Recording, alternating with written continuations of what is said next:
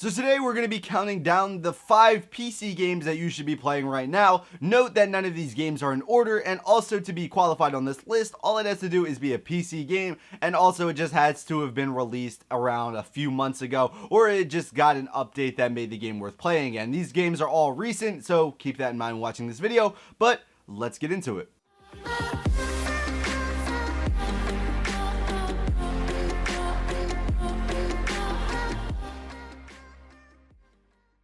Coming in at number 5, we have the game that has actually preceded Titanfall 1, and that is going to be Titanfall 2. So when Titanfall 1 came out, it was actually received very poorly, and some of the complaints were that it didn't have a campaign, it lacked a lot of content, and when the game came out, it seems like it was popular for a little bit, but that kind of fizzled out after a month. It seems like all of those things, though, have been fixed in Titanfall 2. Actually, the game now has a campaign, which is really surprisingly good. Going into this, I didn't expect Titanfall 2 to have a good campaign, but it was actually a lot of fun to play. There's a lot of interesting combat in there, going back from Titan to Pilot, and it just adds a lot of variety for an FPS single-player game, which tend to not be good normally. Also, there's more content in the game, and it seems like this game will actually last a little bit longer than Titanfall 1, which is a good sign, because it seems like Respawn Entertainment can create good games, because these are the guys behind, one of the greatest games of all time, Call of Duty 4. Also, the main reason that it's on this list is that it's an EA game that actually doesn't have any hidden costs, and all the modes and maps are free, and there is no season pass.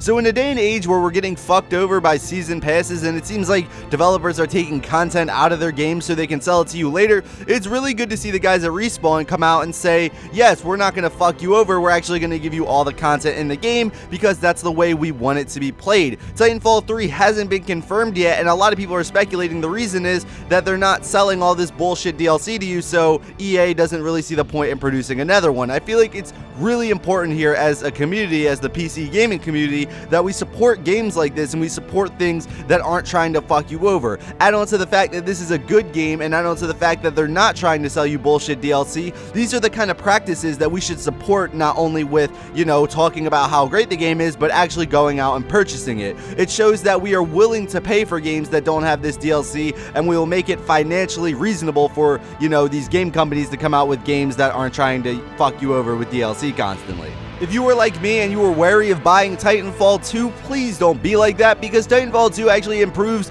on a lot of things that Titanfall 1 did wrong. And I wasn't a huge fan of Titanfall 1, I thought the potential was there, but it just couldn't live up to all that hype. I feel like Titanfall 2 is more refined, it's better, there's more content, and an actually pretty good single player campaign. If you don't have it already, it's definitely worth checking out, not only to just support, like I said, good developers, but it's also good because you're getting a great game out of it, and it's definitely one of the best games that I've played all year.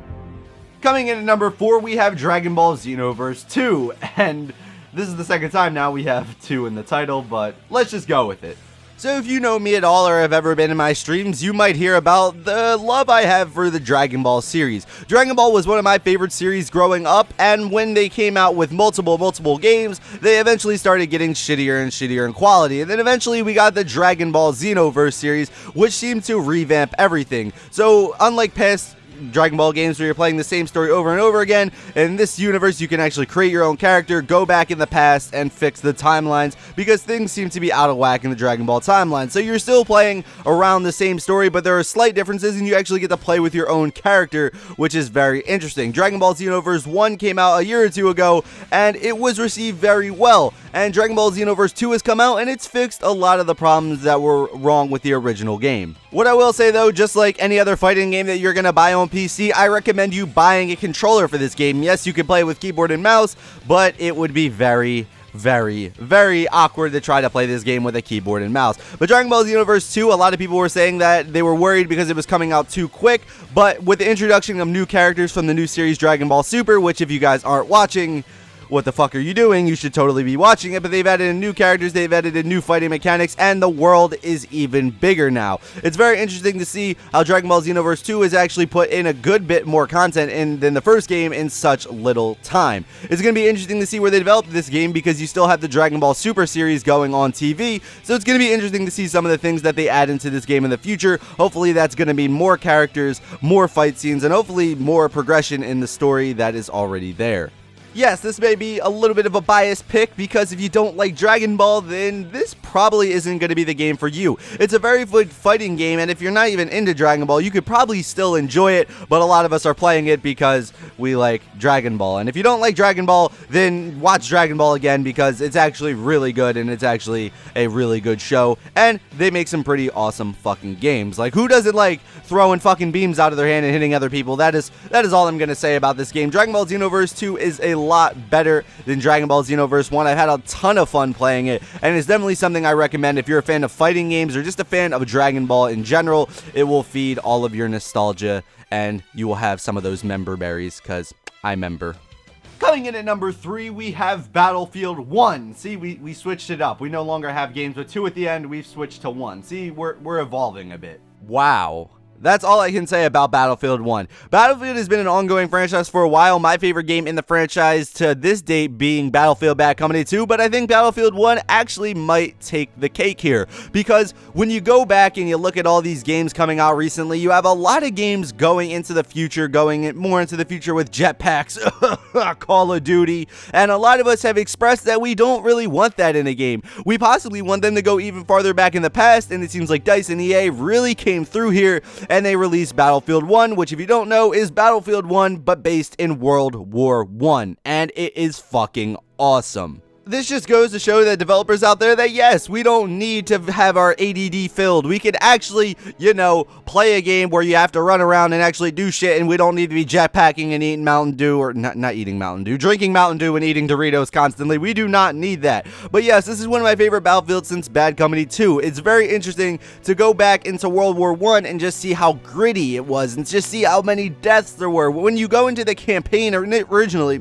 the first thing you're going to do is you're actually going to play 5 scenarios, I believe, and in every single one of them, you're meant to die, because that's kind of how World War I is. It was very hard to live because you had the introduction of trench warfare, you had new tanks coming in, and you had all of these things like mustard gas being thrown. It was just very chaotic, and it feels like you're seeing that by playing Battlefield 1. Also, it's running on the same engine, I believe, that was running in Star Wars Battlefront, so the game looks absolutely gorgeous, especially on PC. Instead of Humvees, you're going to be running around on horses. There are tanks in the game, of course, and there are also planes. Also, they introduced some new game modes like War Pigeons, which is probably my new favorite game mode added in, and something that I've actually been playing a lot. It's similar to Team Deathmatch, but instead of just going after the enemy and killing them, they're going to be on smaller maps, but you're going to have to grab a pigeon, hold it, and then you're going to have to write a message in it and release it while the other team tries to stop you. That might sound a little bit confusing, so you should probably look up a video if you don't know what it is already. It's a really interesting game mode, and it is very cool. Battlefield 1 is a very fun game, and it's good to see that hopefully companies will start to bring their games a little bit back to the past. I know a lot of us want it, and hopefully this goes to show that we will support games like this. Battlefield 1 has a lot of interesting weapons as well, a lot of them, of course, being World War I era weapons, so instead of your M16, you're going to be getting bolt-action rifles. It's really cool to see, and it's a very fun game, running through mustard gas constantly with your mask, getting set on fire and having to stop, drop, and roll. It is very chaotic. The multiplayer is very fun, and actually this is one of the best Battlefield campaigns that I've played in a very long time. You pretty much go through a bunch of different heroes or a bunch of different war veterans, and you play through their stories. It's really interesting to see how World War I was, and it's a really, really good game. If you haven't checked it out already and you are a PC gamer and you can run this game, then what are you doing? Go buy this game now. Coming in at number 2 is going to be Sid Meier's Civilization 6. The Civilization 6. I don't think I'm going to be talking much about this game, but I'm going to tell you why I recommend it. Civilization is a long strategy series that has been going on for a while. I personally don't have the time to put a fuck ton of hours into Civ, but the time that I have played is very fun. And from what I understand, Civ 6 is the newest iteration in the Civilization series, and it has added a lot to the game. There's a lot of cool features added into the game, and also it looks a lot better. Civilization Beyond Earth wasn't received very well, and this is actually the successor to the popular game Civilization 5. This is a game where you can put thousands and thousands of hours in and still be a fucking scrub. So similar to games like CSGO. You can put, well, someone's gonna get on me in the fucking comments about that. I don't mean they're similar as in FPS and fucking strategy games, okay? I mean they're similar as in you can put a bunch of hours in and still not be the very best, okay? Okay. Civilization 6, though, is definitely way better than Beyond Earth. It is a very fun game. Like I said, I'm not going to talk about it much. I haven't been able to put much time into Civ 6, but from what I've played, it's very good and something I do recommend if you are a big strategy fan. I personally am a strategy fan. Like I said, I can't put the amount of time that I want into Civ 6, but I'm going to continue playing the game, and as of right now, I definitely recommend it. Multiplayer has been improved, and it is way better than Civ 5 in my honest opinion. But tell me what you guys think in the comments down below, and go check out Civ 6. It's pretty fucking good. Coming in at number 1 is probably going to be the fan favorite, and that is going to be Blizzard's new game, Overwatch. So, Overwatch, and if you've been on your computer and you've been on Reddit and you've been on the internet at all, you could probably tell this would be number 1. Overwatch is a very, very, very, very, very fun game. Overwatch is a team-based shooter, and it is actually very interesting. Each hero plays their own role, and they all support each other in a way. Everyone has to play their certain role, and it's kind of similar to a MOBA, I guess, in that way that everyone has to play their role. Overwatch is a very fun game, and it's actually being continually updated and updated and updated. And no, you don't have to pay for stupid DLC. The only thing you can pay for are these packs that you open that will get you cosmetics in the game. So similar to CSGO in the way of opening cases is probably a good analogy there. But yes, there's no pay-to-win bullshit in the game. It's very competitive, and it is a ton of fun. I'm sure half of you watching this video already own Overwatch, but for the other half of you who don't, I'm going to try to tell you why. If you're a fan of competitive shooters of games like CSGO, then you will probably like Overwatch in that same vein.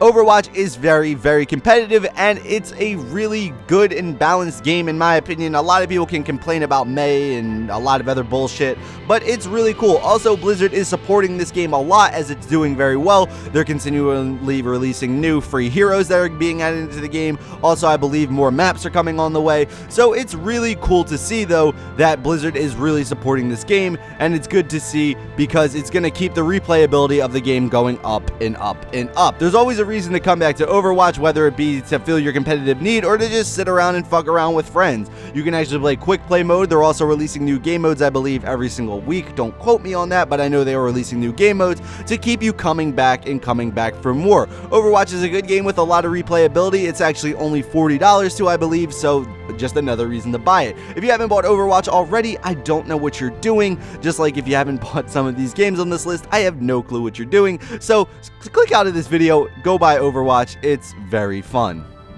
Thank you guys for watching this video. Let me know if there's any games that you guys think that I missed or should have been in this video. Feel free to tell me down below in the comments. But thank you guys for watching this video. If you did enjoy it, how about you hit that like button? If you disliked this video for some odd reason, how about you hit that dislike button? And if you are new, how about you subscribe? But yeah, guys, this has been The Chosen One Inc. And as always, peace out.